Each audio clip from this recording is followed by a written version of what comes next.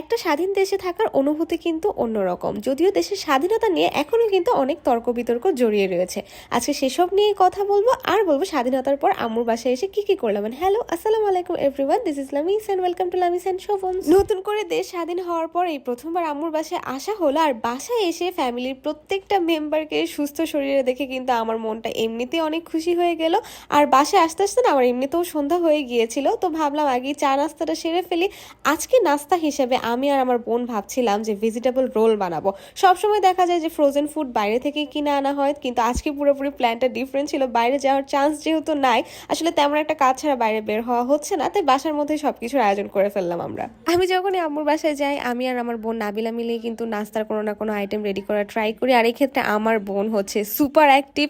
ও সবসময় ইউটিউব থেকে বা ফেসবুক থেকে দেখে কোনো না কোনো একটা নতুন রেসিপি ট্রাই করে আমাদের সবাইকে খাওয়ানোর চেষ্টা করে। এখানে আমি নাবিলার কাছ থেকে শুনে প্রথমেই হচ্ছে ভেজিটেবল রোলের জন্য যে ব্যাটারটা দরকার সেটা রেডি করে ফেলছিলাম। আর তার জন্য দরকার হবে ময়দা, লবণ, অল্প একটু তেল আর পানি। এই সব কিছু একসাথে মিক্সড করে ব্যাটারটা রেডি করে ফেলতে হবে। আর এটা কিন্তু ছেঁকে নিলে সব থেকে ভালো হয়, যদিও আমরা এত কষ্ট করিনি। এই ফাঁকে নাবিলা কিন্তু রোলের জন্য যে শীটটা সেটা রেডি করে ফেলছিল। আর শীটটা কিন্তু সরাসরি একদম আগুনের তাপে দেওয়া যাবে না, এই প্রসেসের মাধ্যমে শীটটা রেডি করে ফেলতে হবে। আমি কিন্তু রোলের ভিতরে যা যা দরকার সেগুলো রেডি করে ফেলছিলাম। আমি আর আম্মু মিলে কিন্তু কাটাকাটিগুলো শেষ করে ফেলছিলাম। আচ্ছা, তার আগে তোমাদের সাথে শেয়ার করি আমার শাশুড়ি মায়ের নিজের হাতের বানানো এই হার্বাল তেলটা। খাঁটি নারকেল তেলের সাথে 30টা প্রাকৃতিক উপাদান দিয়ে কিন্তু এই তেলটা বানানো হয়। যেসব আপু ভাইয়াদের অনেক চুল পড়ছে, যাদের চুলে খুশকি রয়েছে, যাদের চুল সহজে লম্বা কিংবা ঘন হতে চায় না, তারা কিন্তু চাইলে এক্ষুনি ইনবক্সে কিংবা উপরের দেওয়া নাম্বারে ক্যাশ অন ডেলিভারিতে অর্ডার করে ফেলতে পারো। আচ্ছা, এবার বলি রোলের ভিতরের ফিলিংস হিসেবে কিন্তু আমরা গাজর, বাঁধাকপি আর আলু একদম কুচি কুচি করে কেটে নিয়েছিলাম, সাথে কিন্তু ডিমও দিয়েছিলাম। তোমরা চাইলে অবশ্যই চিকেন দিতে পারো, চিকেন দিলে কিন্তু টেস্ট আরও অনেক বেশি মজা হবে। যদিও আমাদের চিকেনটা ফ্রিজে ছিল আর নামানো হয়নি, ফ্রিজ থেকে ঠান্ডা বরফ চিকেন নামিয়ে রান্না করতে গেলে কিন্তু আসলে নাস্তার সময়টাই পার হয়ে যাবে।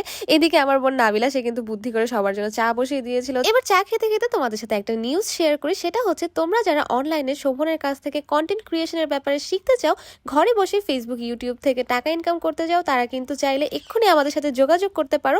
10 তারিখ থেকে কিন্তু আমাদের পরবর্তী ক্লাস শুরু হবে। আচ্ছা, এদিকে যেহেতু রোল হতে অনেক সময় লাগছিল, আম্মু কিন্তু শ্যামলীর একটা বেকারি থেকে এই কেকটা নিয়ে এসেছিল। এই কেকটা কিন্তু চা দিয়ে খাওয়ার জন্য এত পারফেক্ট ছিল।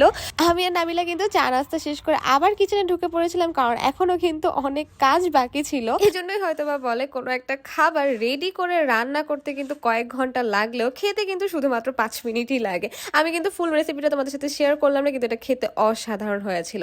শোভন আমাকে এর মধ্যে বাসায় থাকতে থাকতে অনেকবার কল দিয়েছিল, ও নাকি একটু ঘুরতে চাচ্ছে, যেহেতু এখন ঢাকা পুরোপুরি ফাঁকা।